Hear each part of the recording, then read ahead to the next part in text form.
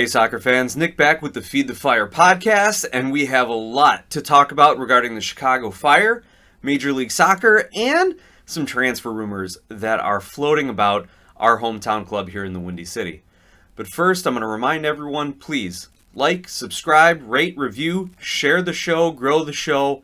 Let's continue to build on some of our most listened to episodes over the last couple months. So thank you to the listeners, thank you to the viewers. Thank you to everyone who says hi to me at the matches. I'll be at the Red Bulls match this Friday with some of my cousins, so if you see me out walking around, make sure you stop and say hello.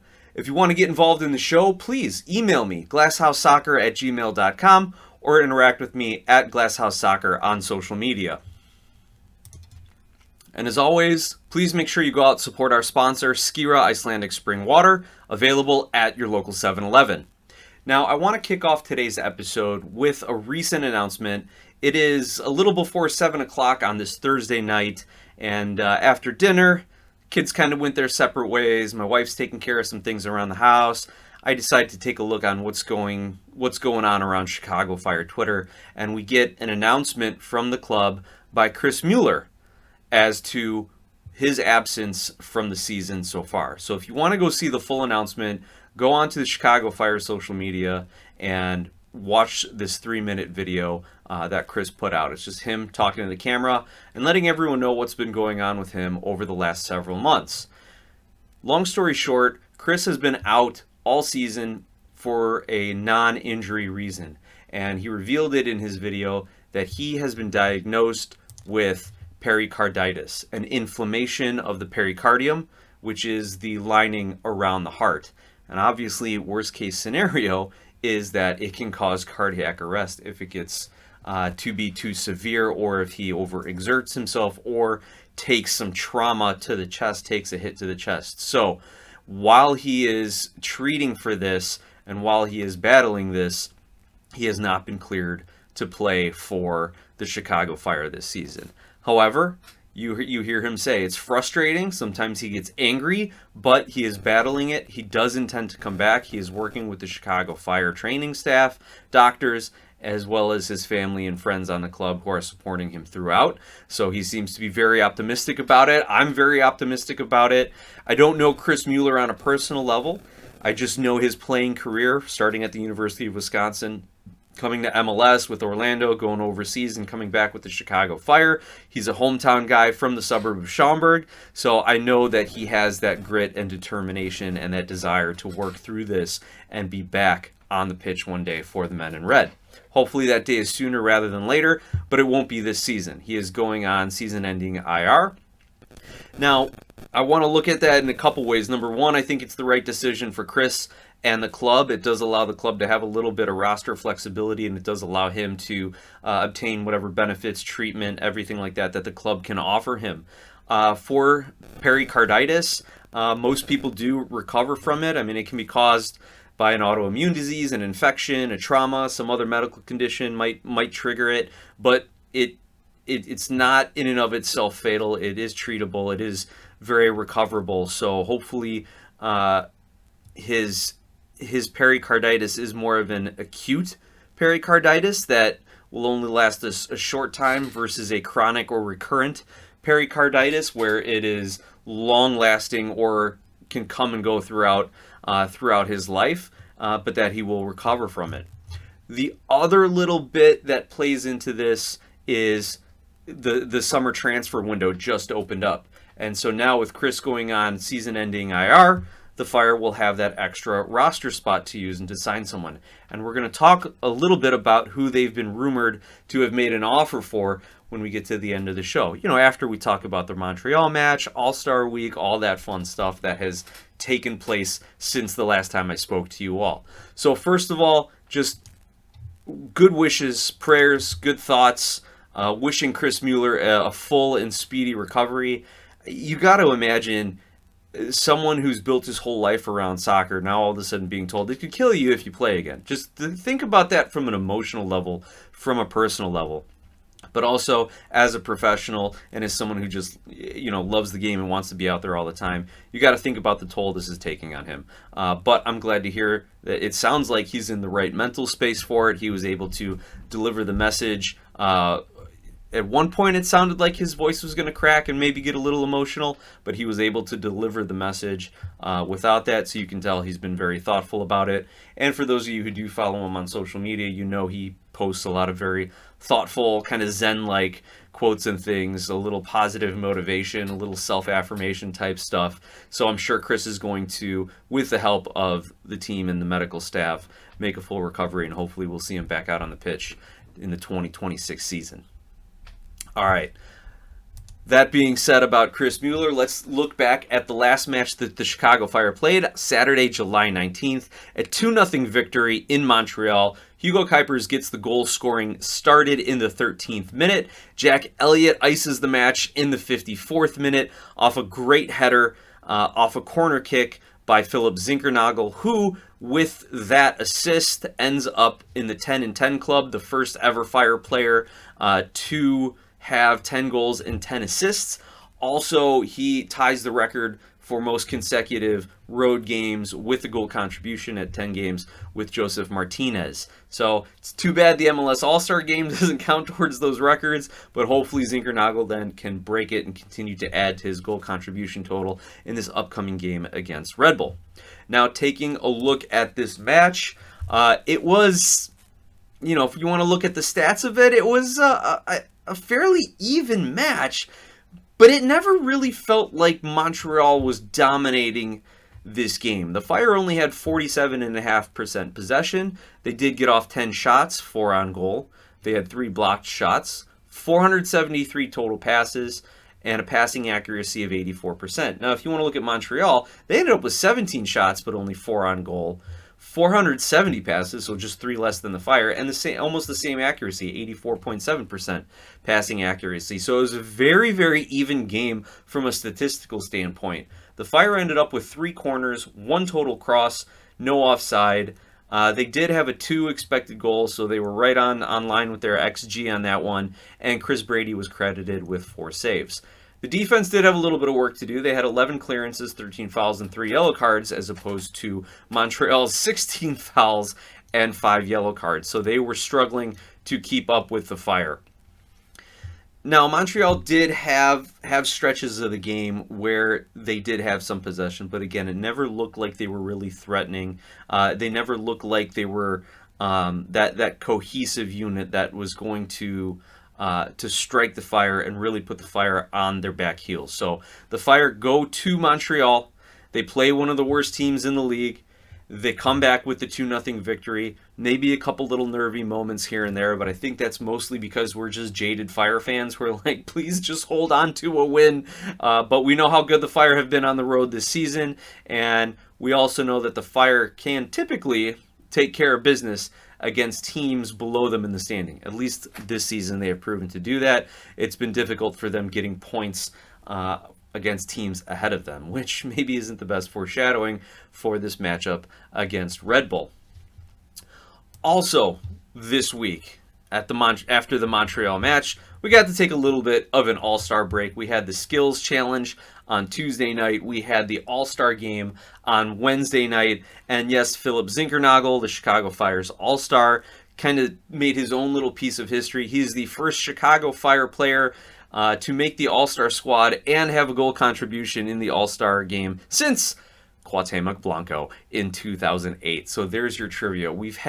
I'm pretty sure we've had a couple other Chicago Fire All-Stars in the past, but never one who had an impact on the field. For example, Bastian Schweinsteiger, 2-time MLS All-Star, Nemanja Nikolic, MLS Best 11. So we've had some quality players in a little bit more recent history, but again, none making such contributions at the All-Star Game and in a single season as Philip Zinckernagel almost.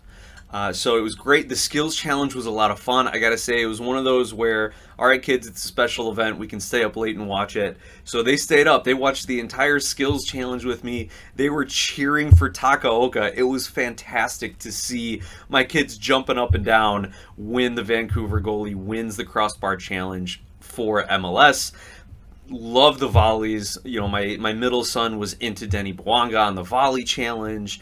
We were so impressed with Zendejas and Liga MX in the is it the touch challenge, or was it it was the one with the skee ball? I think that's the touch challenge, right? Where they've got to catch the crosses, not let it touch the ground from their players, from their teammates, and the cannon at the end. That one was a lot of fun, just to see how much focus and skill, how easy these guys make it look at, but really how difficult it is. I mean, there's times when my son is just kicking the ball to me in the backyard, and I got to throw my hands up just so it doesn't go flying past me or roll into the street or something like that. So that was incredible.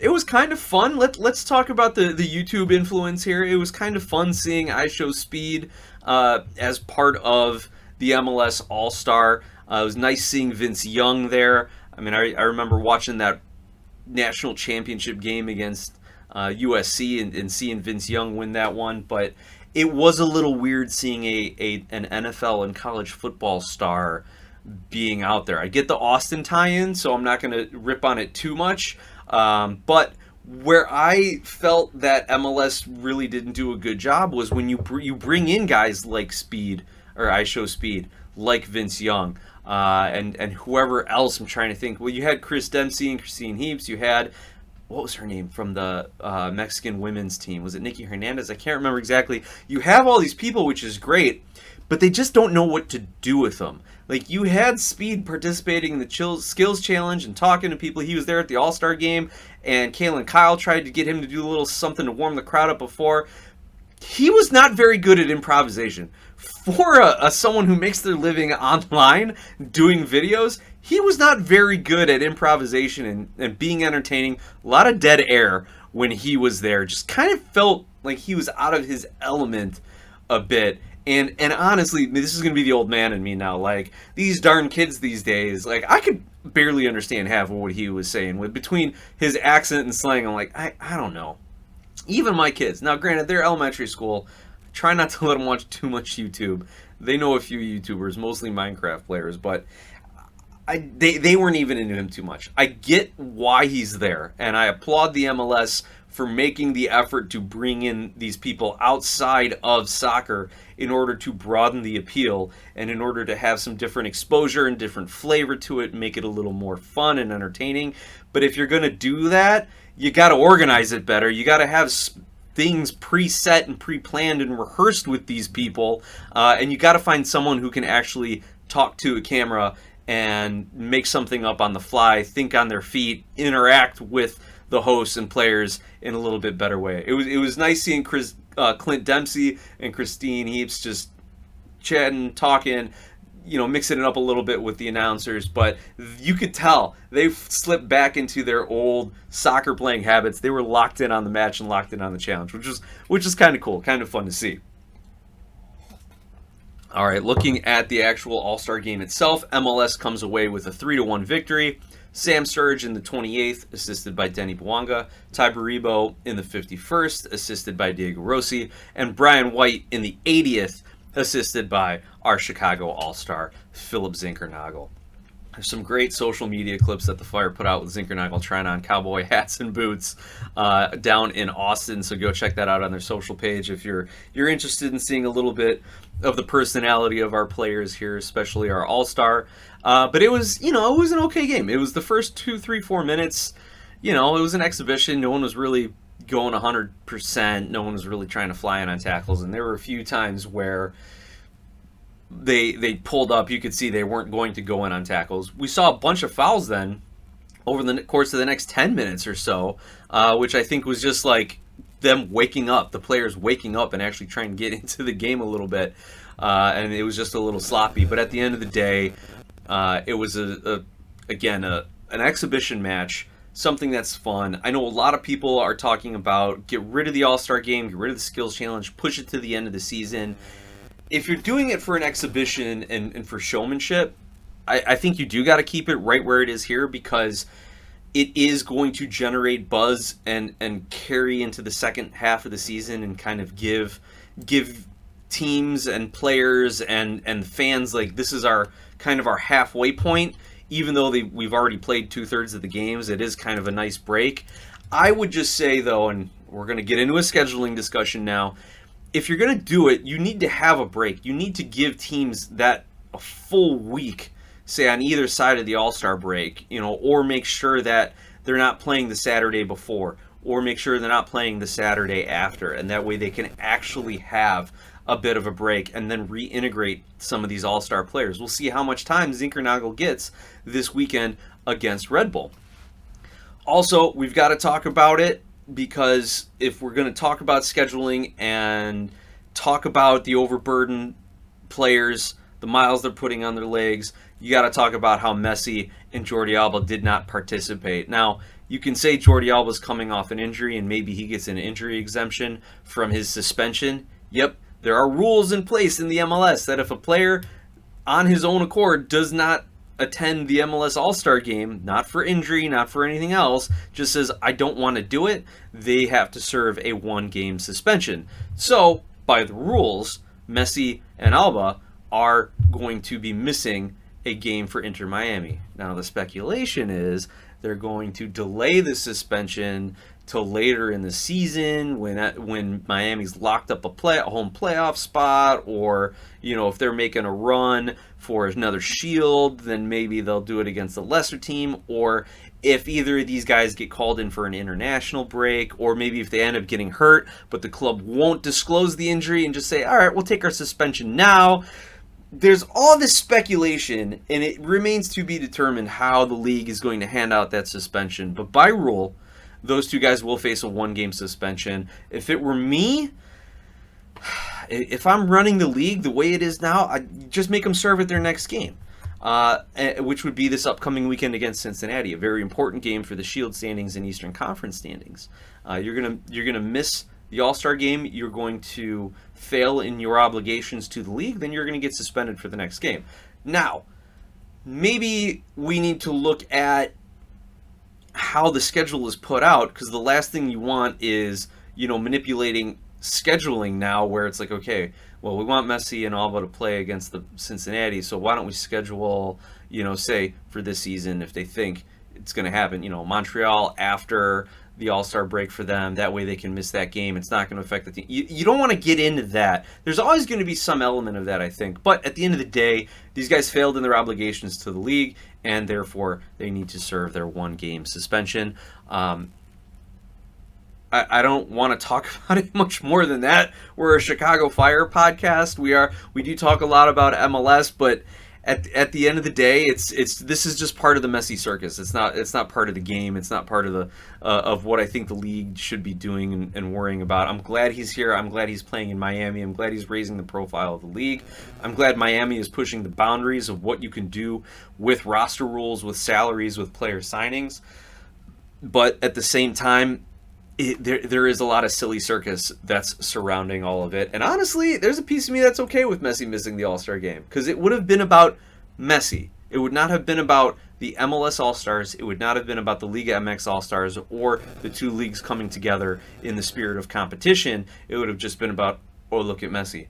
And can you imagine, what happens if Messi isn't successful in the skills challenge? How wild that would look. All right, we're gonna stop speculating here. Let's continue on with our show.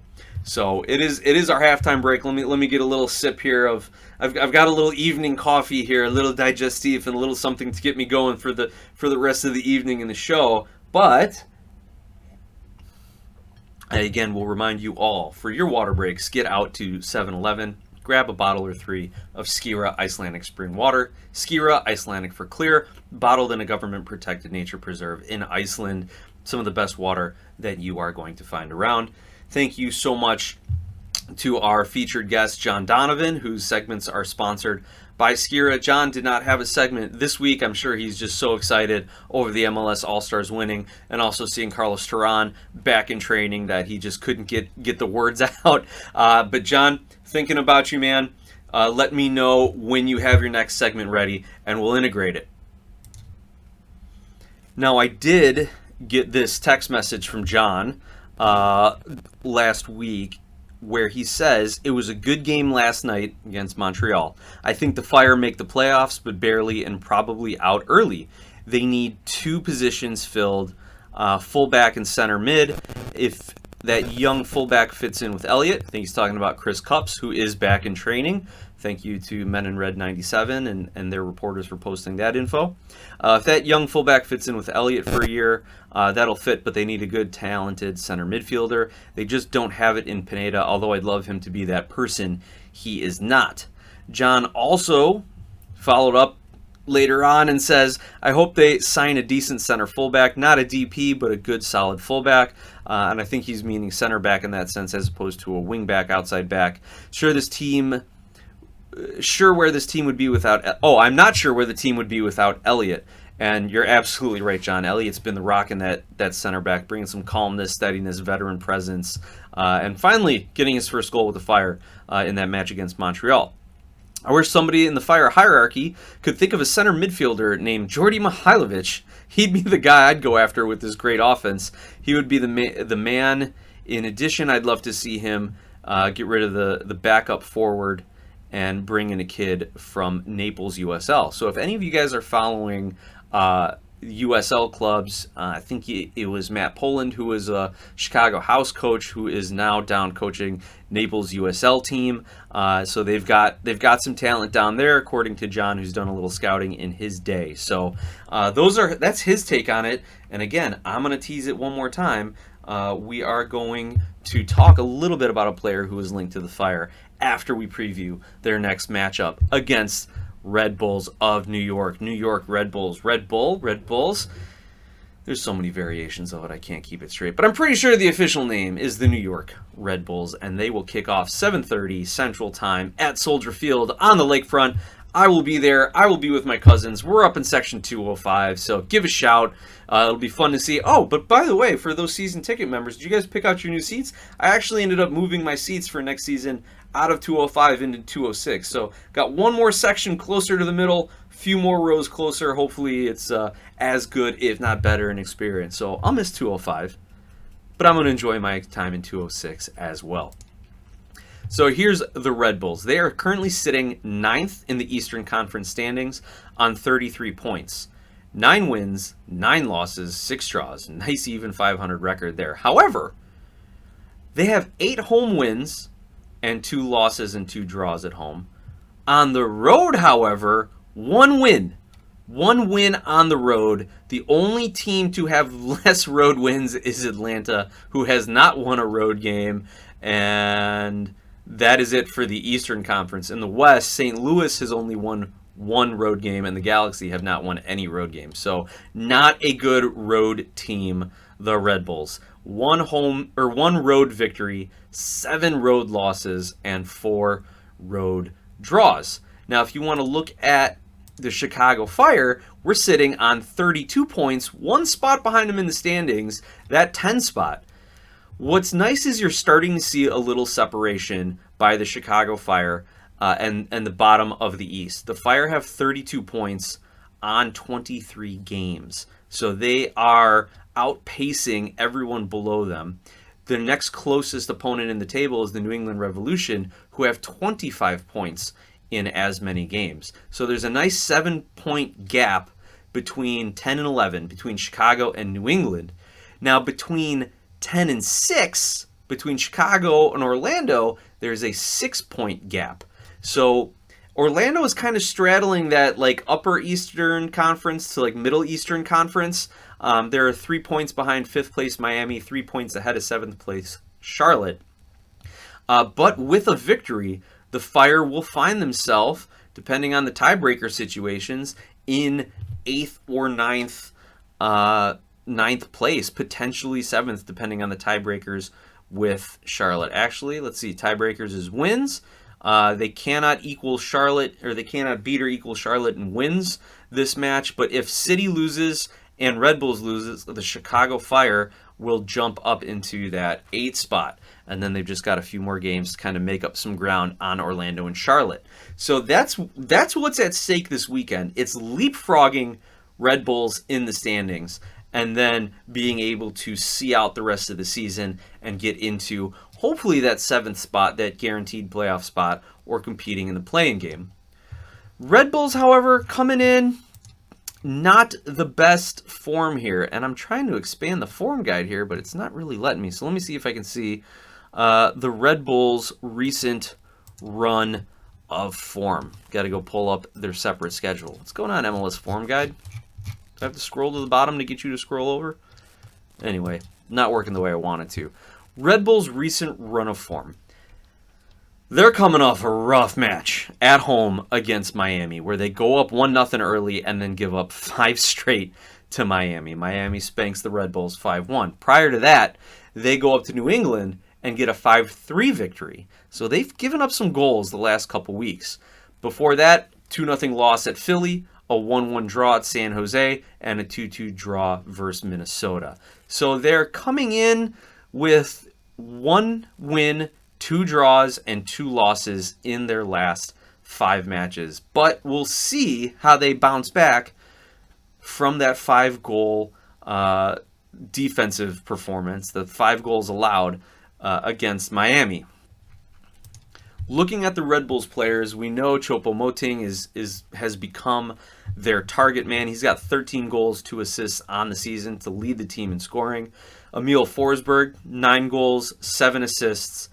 And then it is Mohamed Sofo, 5 goals, no assists. No other player on the team has more than 3 goals. But if you want to look at assists here and who's going to be creating, again, it's Emil Forsberg with 7, it's Omar Valencia with 5, and it's Kyle Duncan with 4. Nobody else has more than 3 assists on the team. You want to look at key plays or key passes, players setting up their teammates for opportune moments. It's Forsberg with 45, Choupo-Moting with 25, but then it's Peter Stroud, Omar Valencia, Kyle Duncan, 15, 14, 11. So not generating a lot of offense on the season here, or not a lot of key plays on the season. So that is something that the Chicago Fire can take advantage of. If the Fire can maintain the possession and not give up those easy turnovers, not give up those lazy pressing, playing out of the back, counter-pressed turnovers that turn into quick shots that Red Bulls like, that we've seen the Fire cut down on mistakes over the course of the season, though we did see one against Atlanta. No, we did not see one against Atlanta. San Diego, that's what I was thinking. So if the Fire can minimize those and keep those, at least those bad opportunities out of the goal, and maybe a save or a shot off target instead of a shot on target or a goal, I think the Fire are going to have a really good chance to control this game, put up a couple, maybe 3 on the road here against the Red Bulls defense, who isn't really the best defense in the league. Let's go back and take a look at the goals allowed here. The New York Red Bulls on the season have allowed a whopping 35 goals. So they're allowing like a goal and a half a match, as opposed to the Fire, who have actually allowed 40. Now, the Fire have scored 44 compared to Red Bulls 49, so both of them are sitting at a +4 goal differential. You can say, well, what about that 7 goals we let in Nashville? Well, what about those 7 goals we scored on DC? So that kind of balances things out in my book as far as differential or offensive and defensive output in comparison. However, with the Chicago Fire, feeling good, flying high with Philip Zinckernagel coming off an all-star performance, with some guys getting a little bit of an extra break, I think, and with the re-emergence, I guess, of Haile Selassie out on the wing and the versatility that Greg Berhalter has with either starting him or Jonathan Bamba, I think Selassie gets the start again, just because of his consistency, and then Berhalter is going to want to be able to pull Bamba off the bench, or he could start Bamba. I don't know, but just I think they like consistency. I think they like getting their players to play with each other. They don't want to go flipping flopping too much. Or hey, maybe you see Selassie and Bamba both on the pitch, giving Zinckernagel some time to rest after the All-Star game. But hey, it's back. It's a home game. Maybe he does end up getting the start and maybe an early second half sub. That being said, I am picking the Fire to win this one. The Fire, again, not so good at home. Red Bulls, though, really, really bad on the road. Fire did get the clean sheet in their win against Montreal. Their first clean sheet in a victory this season. Third clean sheet overall. The other 2 being 0-0 draws. So it looks like the defense maybe is putting it together a little bit But then again, that was against Montreal. The Fire have had difficult times taking points from teams ahead of them in the standings. But again, I'm going to pick the Fire to win this one. I'm going to keep it at a 2-1 victory. That seems to be a nice common thread amongst Fire matches. And again, that's how they lost this game against Red Bulls back in April. It was a 2-1 loss, where the Chicago Fire, as a matter of fact, played really well that game, just could not find the back of the net. In that game against New York Red Bulls, the Fire had 12 shots, 6 on goal, had an XG, an expected goals of 2.3, but only came away with 1. Meanwhile, the Red Bulls made the most of their chances, 7 shots, 6 on goal, had an XG of 1.3, but walked away with 2 goals and 3 points in that one. So I think the Fire know how to play Red Bulls. They beat them last season. The season Red Bulls went to MLS Cup, and so I think the Fire are going to get the victory again, but in a close game. All right, as we round out the episode, we need to address the rumor that is out there that Patrick Berg has been linked to the Chicago Fire. It has been reported by Norwegian news sources and other overseas news sources that the Fire have made a $12 million offer for Patrick Berg. I have seen no reporting locally. I have seen no reporting nationally. It has only been rumored, reported, kind of talked about overseas. I don't know what the proper term would be to use here. So I'm not putting a lot of stock in this. Additionally, the Fire have one more DP spot open. And if they're going to sign a DP, I don't think they're signing a guy at Patrick Berg's level. They wanted Kevin De Bruyne. They wanted Neymar. They're not going to say, all right, let's go get a 27-year-old who's been playing in Norway as our third and final DP. This isn't Golden Boot winner in the Belgian League, Hugo Kuipers. This isn't former French League 1 champion and French League 1 star Jonathan Bamba. This is Patrick Berg. And I'm not trying to insult the man. I'm not trying to downplay what he's done in his career. But what I am saying is, for a $12 million transfer fee, the club would have to tag him as a DP, as far as my knowledge of roster rules goes, and I just don't think he fits a DP profile. I don't think he fits the Chicago Fire DP profile. Now, I will say the Fire did a great job scouting Philip Zinckernagel, who is making $1.7 million this year, so I think that puts him in the TAM, the targeted allocation money category, but I don't think Patrick Berg is it. But let's take a look at him. Let's take a look and see what we can learn about him and how he would fit in this team. Maybe it's all smoke. The rumor was that the Fire made a $12 million offer. The deal was close to getting done, and his club in Norway is like, on second thought, we want more money, and that's what killed the deal. Maybe they got greedy, and if they did get greedy like that, then good on Joe Mansueto and Greg Berhalter and everyone at the Fire organization for saying, look, we're willing to spend, but we're not going to get ripped off and we're not going to get taken advantage of. We know how to do good business, and this is not how you do good business if all of a sudden you get greedy right before we start to sign contracts. Again, that's what's rumored. I don't know, but if that is the case, then, like I said, good on the Chicago Fire organization.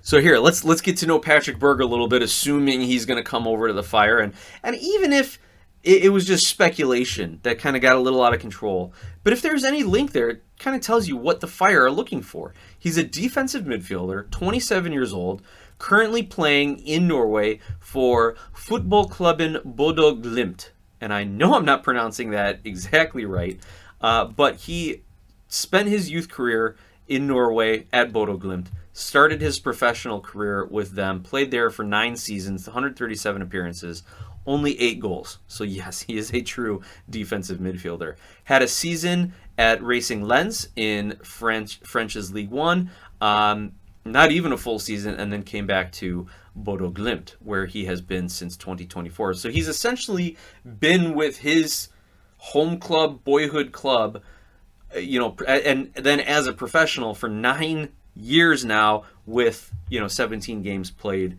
in France. What has he done in that time? In all of those appearances, just looking in Norway, that is 218 appearances. He has 22 goals. So definitely a defensive midfielder. He's under a 5-year contract, so He signed that in 2022 in August, so he would be with the Fire for 2 more years. Which, not the worst control, not the worst for an MLS club. Get a guy for 2 years. Maybe you give him an extension. Maybe you throw in some club options at the end of whatever deal he signs here with the Fire, whatever the transfer is, or maybe they can renegotiate a little bit and just give him some flexibility and give themselves some flexibility. But that is his stint with Bodo Glimt. And just to let you know where Bodo Glimt stands in the hierarchy of Norwegian football, they have won 4 of the last 5 league titles, and in those off years, or I should say in the off year, they came in second, and then in the year before that, they came in second. So they have, in the last 6 years, been first 4 times, second twice. So during his most recent tenure with the team. So he's been on arguably the best club in Norway. So if he is, just for argument's sake, say, the best player on the best club in Norway, is he worth a DP spot? Is he worth a $12 million transfer fee? Is he worth being pursued by the Fire, who need a little bit more out of their midfield? Romanique Kwame is not developing as quickly as they want him to. Kellen Acosta hasn't gotten a lot of minutes, though in his last couple matches has looked all right. Sergio Orahel can't be the guy week in and week out because of potential injury, fatigue, as well as his youth national team call-ups. Again, that's not a knock on Orahel saying he can't do it week in and week out, but he's got a lot going on too, and you've got to have that solid backup. So also, if you're going to have Kwame taking over for Pineda, if you believe John Donovan, should be shifted more into that backup midfielder, spot starter midfielder, even serving as utility center back if needed, then you're going to need Kwame next to Orahel, and then who is backing them up. So in this case, if you can bring in Berg and have him start next to Orahel, then you have Pineda, an Acosta, and Kwame all in the stable, ready to make a run out when needed. Now, looking at the website fbref.com, they give a good player scouting report and comparison. So where he shines in his statistical comparisons versus other midfielders in the last year, tackles, interceptions, clearances. Where else does he shine? Shots on target. So when he does shoot, he's putting his shots on target the majority of the time. Takes free kicks. Where else is he shining? Expected assists and expected assisted goals, defensive actions. Where else? Tackles 1. Tackles in the defensive third, the middle third, and the attacking third. So this man is a defensive machine without a doubt. And as far as FBref's player comparisons go, here are the players that are most similar to him. Pierre-Lys Melou over in Brest. Yuri Tielemans of Aston Villa, Lamina Camara in Monaco, Hakan Calhanoglu of Internacional, Pierre Højbjerg of Marseille, Rolando Mandragora, Fiorentina, Ezequiel Palacios, Leverkusen, Federico Valverde, Real Madrid, Alex Garcia, Leverkusen, and Adam Wharton of Crystal Palace. So those are the players who are most similar statistically to Patrick Berg here. So decent comparisons. I don't know any of these players very well. I actually really haven't heard of any of them other than Federico Valverde and Ezequiel Palacios of Bayer Leverkusen and Real Madrid. But the fact that he is being compared to players at Villa, Real Madrid, Leverkusen, Crystal Palace, Marseille, Fiorentina. So he's being compared to players at top level. But again, it's a statistical comparison. So what he's doing against Norwegian club competition, those players are doing against top flight competition, top 5 league competition. Will that translate then for him into MLS?